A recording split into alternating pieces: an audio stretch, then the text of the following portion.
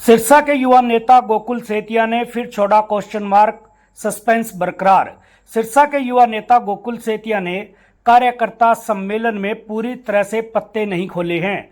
उन्होंने फिर से लोगों के बीच एक क्वेश्चन मार्क छोड़ते हुए सस्पेंस को बरकरार रखा है। हालांकि इस रैली में उन्होंने समर्थकों व पत्रकारों से आग्रह किया कि वो बार बार यह पूछना बंद करें कि उनकी कहीं सेटिंग हुई या नहीं। उन्होंने कहा कि राजनीति में हमेशा संभावनाएं बनी रहती है। वहीं उन्होंने कहा कि पिछले चुनाव में इनेलो व अभय सिंह चौटाला ने उनका खूब साथ दिया। इसके लिए उन्होंने इनेलो व अभय सिंह चौटाला का आभार व्यक्त किया। उन्होंने पूरे जोश में कहा कि कभी किसी की पीठ में उन्होंने छुरा नहीं घोंपा है और ना ही भविष्य में ऐसा करेंगे। अगर कोई बात हुई तो स्पष्ट सामने आकर बोलेंगे। उन्होंने लोकसभा चुनाव में इनेलो प्रत्याशी संदीप लोट को सिरसा से कम मिले वोटों का भी जिक्र किया। आइए आपको सुनाते हैं कार्यकर्ता सम्मेलन की कुछ खास व प्रमुख बातें। सबसे पहले सुनिए वो सिरसा की चौधर का डंका पूरे हरियाणा में बजाने की बात बोल रहे हैं। बात तो सिर्फ इतनी है साथियों, काम करके दिखाना है, आपकी इज्जत बना के दिखानी है। आपके इलाके की चौधर का डंका पूरे हरियाणा के अंदर बजना चाहिए। यह हालात पैदा करके दिखाने हैं। युवा नेता गोकुल सेतिया स्पष्ट कह रहे हैं कि उन्हें फोन करके यह पूछना बंद करे कि कहीं सेटिंग हुई या नहीं। उन्होंने इसमें पत्रकारों का भी जिक्र किया। आइए आपको सुनाते हैं।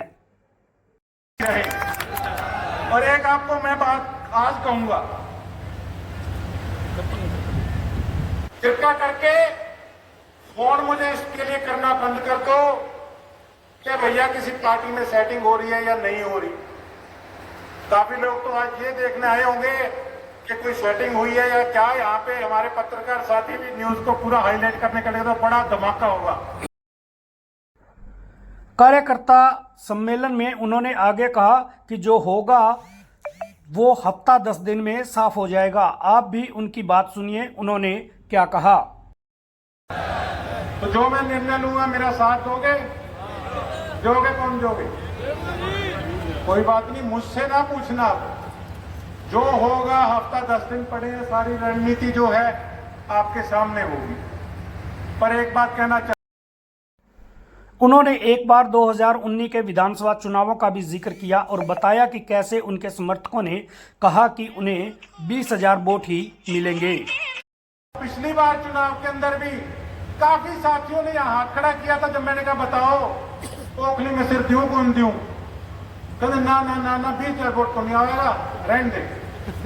कहीं ना कहीं हम गोकुल सेतिया ने सस्पेंस बरकरार रखते हुए कहा कि राजनीतिक परिस्थितियां क्या बनेगी और किस तरफ जाएगी यह उन्हें भी नहीं पता है।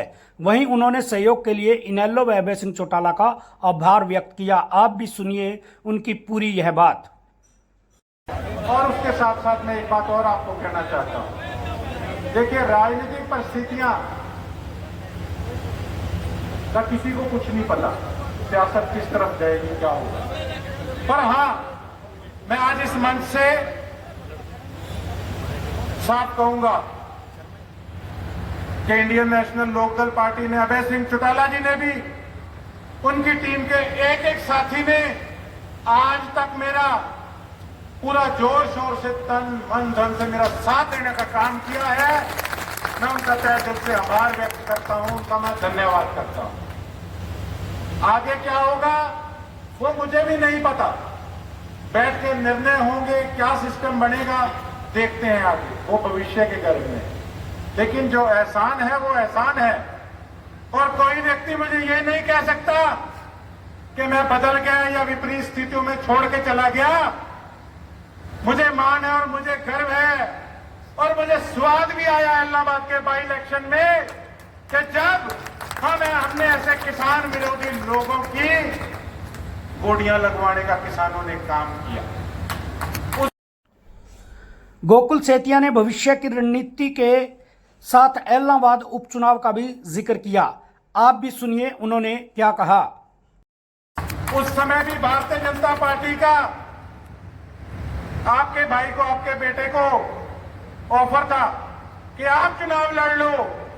मैं कहा जितना समय रहूंगा, जिसके साथ रहूंगा, उसकी पीठ में छुरा नहीं मारूंगा। अगर जिस दिन किसी को छोड़ूंगा फोन करके कह के छोड़ूंगा कि जी इतना बड़ा साफ था। ये नहीं है कि किस प्रकार से आप वहां खड़े होकर मैं आपके सामने आके खड़ा हो जाऊं। राजनीतिक परिस्थितियां कुछ भी हो सकती हैं। हम उनके बच्चे हैं, उन्होंने मेरा मान सत्कार किया है और इंडियन नेशनल लोकदल पार्टी ने भी मेरा साथ दिया। और मुझे खुशी है कि 2 चुनाव के अंदर नहीं, बेशक लोकसभा का चुनाव भी था, हमसे जो हो पाया साथियों हमने अपनी तरफ से प्रयास किया। बड़े मन से आज मैं इस चीज की कई लोग चर्चा भी करते हैं कि भैया तूने वोट नहीं डलाए, वोट 5500 आए। साहब दोस्तों, आपने युवा नेता गोकुल सेतिया के कार्यकर्ता सम्मेलन के सभी प्रमुख अंश सुने हैं। आपको क्या लगता है भविष्य में उनकी क्या रणनीति रहेगी? वो आज़ाद चुनाव लड़ेंगे या किसी पार्टी का रुख करेंगे? कृपया कमेंट करके बताएं। फिर मिलेंगे अगली खबर के साथ। तब तक के लिए नमस्कार। आप मेरे चैनल नॉन स्टॉप एलनाबाद को फॉलो, लाइक व शेयर अवश्य किया करें। धन्यवाद।